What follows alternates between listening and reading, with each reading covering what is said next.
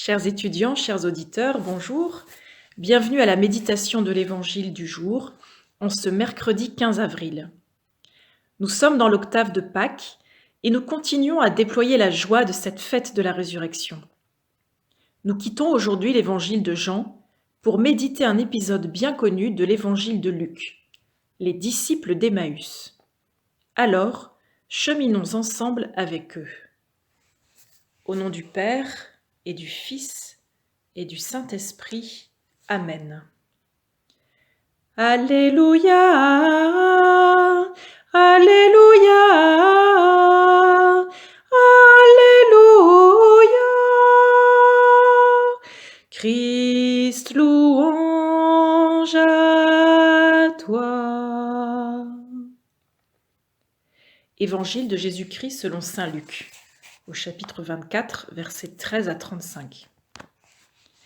Le même jour, c'est-à-dire le premier jour de la semaine, 2 disciples faisaient route vers un village appelé Emmaüs, à 2 heures de marche de Jérusalem, et ils parlaient entre eux de tout ce qui s'était passé. Or, tandis qu'ils s'entretenaient et s'interrogeaient, Jésus lui-même s'approcha, et il marchait avec eux. Mais leurs yeux étaient empêchés de le reconnaître. Jésus leur dit : « De quoi discutez-vous en marchant ? » Alors ils s'arrêtèrent, tout tristes. L'un des deux, nommé Cléophas, lui répondit : « Tu es bien le seul étranger résidant à Jérusalem qui ignore les événements de ces jours-ci. » Il leur dit : « Quels événements ? » Ils lui répondirent : « Ce qui est arrivé à Jésus de Nazareth, cet homme qui était un prophète puissant par ses actes et ses paroles, devant Dieu et devant tout le peuple. Comment les grands prêtres et nos chefs l'ont livré, ils l'ont fait condamner à mort et ils l'ont crucifié. Nous espérions que c'était lui qui allait délivrer Israël. Mais avec tout cela, voici déjà le 3e jour qui passe depuis que c'est arrivé.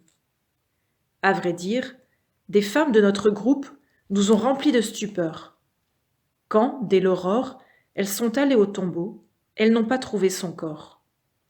Elles sont venues nous dire qu'elles avaient même eu une vision, des anges, qui disaient qu'il est vivant. Quelques-uns de nos compagnons sont allés au tombeau, et ils ont trouvé les choses comme les femmes l'avaient dit. Mais lui, ils ne l'ont pas vu.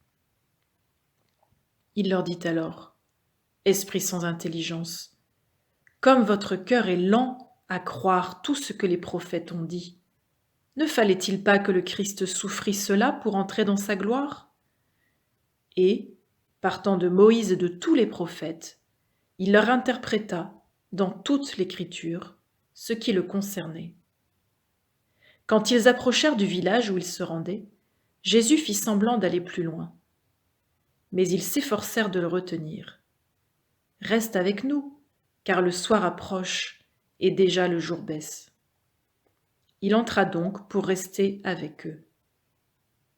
Quand il fut à table avec eux, ayant pris le pain, il prononça la bénédiction, et l'ayant rompu, il le leur donna. Alors, leurs yeux s'ouvrirent, et ils le reconnurent, mais il disparut à leur regard. Ils se dirent l'un à l'autre : « Notre cœur n'était-il pas brûlant en nous, tandis qu'il nous parlait sur la route et nous ouvrait les Écritures ?» À l'instant même, ils se levèrent et retournèrent à Jérusalem. Ils y trouvèrent réunis les 11 apôtres et leurs compagnons, qui leur dirent : « Le Seigneur est réellement ressuscité. Il est apparu à Simon-Pierre. » À leur tour, ils racontaient ce qui s'était passé sur la route et comment le Seigneur s'était fait reconnaître par eux à la fraction du pain. Acclamons la parole de Dieu. Louange à toi, Seigneur Jésus. Cet évangile nous raconte un aller-retour pour Emmaüs dans la même journée. Mais les disciples, au départ, n'avaient prévu qu'un aller simple. C'est quand même 2 heures de marche de Jérusalem, Emmaüs. Et voilà qu'un passager clandestin s'invite incognito dans le pédibus et va chambouler leurs plans. Il est comme ça, Jésus. Il nous déroute et il nous met en route. Embarquons-nous aussi dans le pédibus, car l'évangéliste Luc nous y invite. Comment? Eh bien, il nous parle de 2 disciples. L'un d'eux porte un nom, Cléophas, et l'autre pas. Bien sûr, puisque le deuxième, c'est chacun d'entre nous. Les 2 disciples sont désespérés. Ils vont se confiner à Emmaüs, s'y enfermer pour faire leur deuil. Jésus, leur super-héros, est mort sur la croix dans d'atroces douleurs. Mais Jésus, justement, s'approche d'eux, incognito donc. Il s'approche comme le bon Samaritain. Il se fait le prochain de ces 2 hommes blessés dans leur foi, totalement anéantis dans la vision du Sauveur qu'ils avaient échafaudé. Comme Jésus se fait proche de nous, sur nos chemins de doute, d'amertume, d'inquiétude, peut-être de colère ou de tristesse. Et Jésus se met à écouter le récit que lui font les 2 disciples des événements dont il a été le protagoniste. Tout est là, ses actes et ses paroles de prophète, sa passion, sa crucifixion et le tombeau vide. Mais de résurrection, il n'en est point question. Alors Jésus prend la parole. Il leur interprète dans les Écritures ce qui le concerne. Et aujourd'hui encore, Jésus est la clé qui ouvre les Écritures. Il en est la clé d'interprétation et la clé de voûte. Ce qui est très frappant, c'est que les disciples disent, vers la fin du texte, « Notre cœur n'était-il pas tout brûlant, tandis qu'il nous ouvrait les Écritures ?»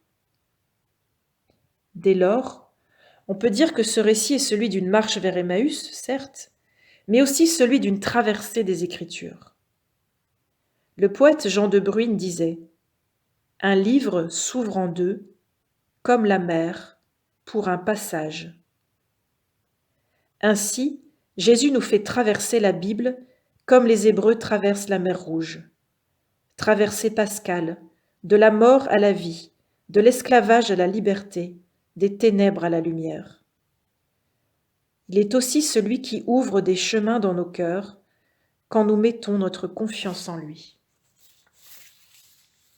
Comme les disciples, Jésus nous brûle le cœur au carrefour des Écritures, et comme eux, bien sûr, nous désirons inviter Jésus à rester avec nous, à notre table. C'est alors qu'il refait le geste qui est sa signature, le geste eucharistique du pain rompu et partagé. Les yeux des disciples s'ouvrent enfin et ils le reconnaissent. Jésus disparaît aussitôt, mais il leur a transmis l'énergie de la résurrection. Les disciples se lèvent à l'instant même, dit le texte. Et le verbe employé est celui de la résurrection en grec, anistémie, qui a donné le mot anastasis, résurrection. Et les 2 disciples retournent à Jérusalem dans la foulée. 2 heures de route et il fait déjà nuit. Mais qu'importe, désormais la foi les éclaire et les illumine de l'intérieur. Jésus est vraiment ressuscité.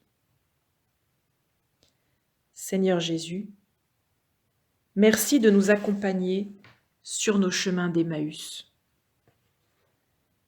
Merci d'ouvrir notre intelligence à ta parole et de nous redonner espérance, foi et charité quand nous en avons tant besoin. Merci de nous ressusciter chaque jour et de faire de nous des témoins de la vie plus forte que la mort. Amen. Bonne journée à tous, bonne route, à bientôt.